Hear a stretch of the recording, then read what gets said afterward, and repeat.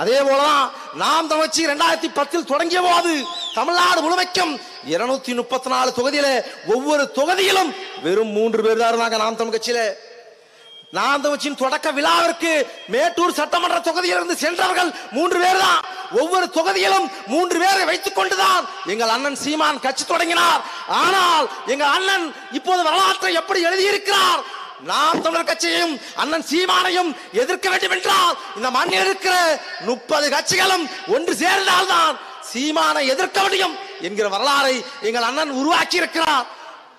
அந்த நம்பிக்கையில் சொல்றோம், உறுதியாக ஒரு நாள் நாங்கள் அதிகாரத்துக்கு வருவோம்.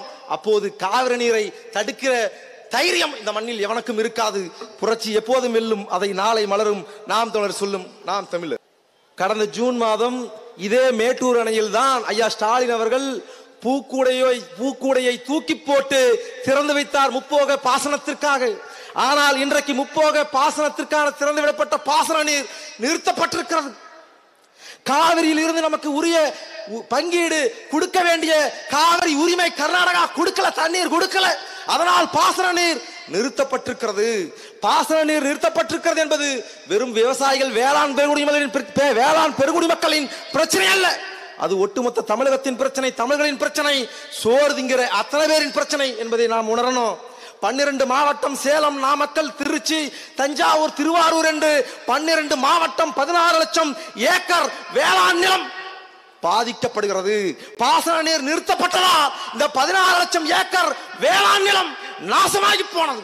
அந்த 16 லட்சம் ஏக்கர் நிலத்தில் கடன் வாங்கி உடன் வாங்கி காதில் இருக்கிறத கழுத்தில் இருக்கிறத அடகு வைத்து வேளாண் இடுபொருட்களை வாங்கி கடன் வாங்கி வேளாண் செய்த வேளாண் மக்கள் தாழ முடியாத துயரத்தில் சிக்கி இருக்கிறார்கள். அவர்களால் மீள முடியாது. அவ்வளவு சிக்கல். இன்னும் அடுத்த வருடம் முப்போக சாகுபடி இல்ல. இன்றைக்கே 25 கிலோ உள்ள ஒரு அரிசி மூட்டை 1500 ரூபாய்க்கு விற்கிறது. என் பெற்றோர்கள் நீங்கள் எழுதி வைத்துக் கொள்ளுங்கள், அடுத்த ஆண்டு 2000 ரூபாய்க்கு மேல் உறுதியாக விற்கும். இங்க மளிகை கடை வைத்திருக்கிற அண்ணன்மார்களை கேட்டுப்பார்கள், அவர்கள் சொல்லுவாங்க சந்தையின் நிலவரத்தை அவர்கள் சொல்லுவாங்க. அப்ப இங்க ஒன்றே ஒன்றுதான், நாம் தமிழர் கட்சி இந்த மண்ணில் ஒரு நாள் அதிகாரத்துக்கு வரும். இன்றைக்கு கர்நாடகத்தில் இருந்து கொண்டு தண்ணீர் இல்லை என்கிறார்கள். நாம் அதிகாரத்தில் இருக்கும் போது இங்கே தண்ணீர் இல்லை என்றால் கர்நாடகத்தில் தூக்கம் இல்லை என்கிற நிலை வரும். இங்கே இல்லி நீர் இல்ல, அல்லி கரண்ட் இல்ல. அந்த நிலையை நாம் தமிழர் அரசு உருவாக்கும். நாம் தமிழர் அரசு ஒரு நாள் உறுதியாக அமையும், வெல்லும். பல பேர் கேட்கிறாங்க, என்ன தம்பி சீமான் உறுதியாக சொல்றார், நான் ஒரு நாள் அதிகாரத்துக்கு வந்து அமர்வேன் என்று உறுதியாக பேசுறாரு சீமான் தம்பிகள் உறுதியாக பேசுறீங்களே, அவ்வளவு உறுதியாக நம்பிக்கையோடு எப்படி நீங்க பேசுறீங்க, எப்படி நீங்கள் அதிகாரத்துக்கு வருவீங்க? ஏன் எங்களுக்கு அந்த நம்பிக்கை இருக்கிறது?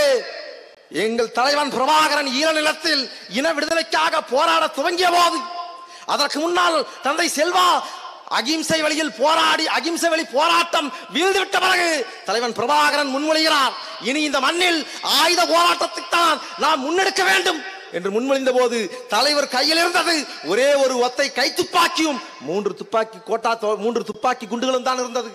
தலைவர் உடன் இருந்தவர்கள் பிரபாகரனுக்கு அரசியல் தெரியல, பிரபாகரன் விவரம் தெரியாமல் பேசுகிறார் என்று விமர்சனம் செய்தார்கள். ஆனால் அதே தலைவன் வரலாற்றை எப்படி மாற்றினார்? வெறும் 3 குண்டை வைத்துக் கொண்டு தொடங்கிய அந்த ஆயுத வழி போராட்டத்தை உலகின் 30 வல்லாதிக்க நாடுகள் எதிர்த்து நின்றால்தான் பிரபாகரனை எதிர்க்க முடியும் என்று வரலாறை எழுதினார் எங்கள் தலைவன் பிரபாகரன்.